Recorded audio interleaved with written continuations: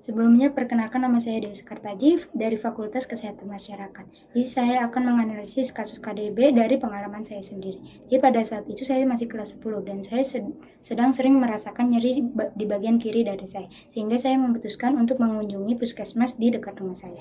Sesampai saya di sana, saya mengambil kartu antrian saya dan menemui dokter umum. Di sana saya memperhatikan sekitar dan panggilan antrian saya. Dan di sini saya kira sangat sesuai dengan kaidah justice, yang dimana dia itu memanggil dengan nada yang baik dan terdengar sangat jelas. Lalu pemanggilannya juga menyesuaikan nomor antrian yang didapatkan di awal ketika para pasien mengambil. Sehingga di sini saya merasakan pelayanan yang berjalan dengan baik dan adil. Setelah beberapa menit saya menunggu panggilan antrian saya, akhirnya saya dipanggil masuk segera untuk melakukan pemeriksaan.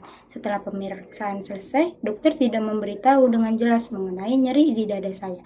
Tetapi di situ dokter memastikan lagi apakah nyeri saya terasa sampai ke punggung. Dan saya bilang ya, sehingga dokter hanya menyarankan saya untuk tidak melakukan hal yang berat terlebih dahulu. Kemudian dokter itu langsung memberikan resep obatnya. Menurut saya dalam obrolan saya di sini itu dengan dokter ada yang sesuai dengan kode etik dan juga ada yang tidak. Yaitu yang pertama ada beneficent, yang dimana menurut saya itu tidak melanggar. Karena di sini dokter melakukan klarifikasi penting, yaitu menanyakan apakah nyeri saya menjalar ke belakang punggung atau tidak. Karena dengan itu mungkin dia bisa memastikan lagi bahaya apa yang akan saya alami kemungkinan di kemudian hari. Dan juga dokter memberikan resep obat untuk mengurangi keluhan nyeri saya yang saya alami. Lalu ada non-maleficent yang di sini menurut saya itu dia tidak melanggar, tetapi kurang optimal untuk menjalaninya. Karena di sini dokter itu memberikan saya obat yang jelas, memastikan nyeri saya di bagian mana, dan memberikan saya saran agar saya membatasi aktivitas saya yang berlebihan untuk tidak memperburuk kondisi saya. Tetapi dokter itu tidak menjelaskan lebih lanjut mengenai penyebab nyerinya dan tidak menjelaskan mengenai keluhan saya yang mengarah kemana.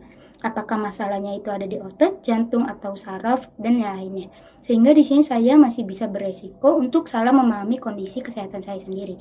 Lalu ada autonomi. Yang terakhir di sini itu sudah jelas bahwa pelanggaran yang dokter lakukan itu adalah di autonomi, yang dimana dokter itu tidak menjelaskan informasi yang cukup mengenai kondisi saya, tidak menjelaskan kemungkinan penyebab terjadinya penyakit saya, tidak menjelaskan resiko yang akan saya hadapi di kedepannya, dan saya hanya langsung diberikan obat tanpa tahu dasar diagnosis yang saya alami, yang sudah sangat jelas itu masuk ke dalam pelanggaran autonomi, karena saya tidak diberi informasi yang cukup untuk membuat keputusan tentang kesehatan saya sendiri. Jadi menurut saya di sini KDB itu penting di bidang kesehatan untuk membangun komunikasi yang baik, kepercayaan, pelayanan berkualitas, dan juga keprofesionalannya. Sekian dari saya, terima kasih.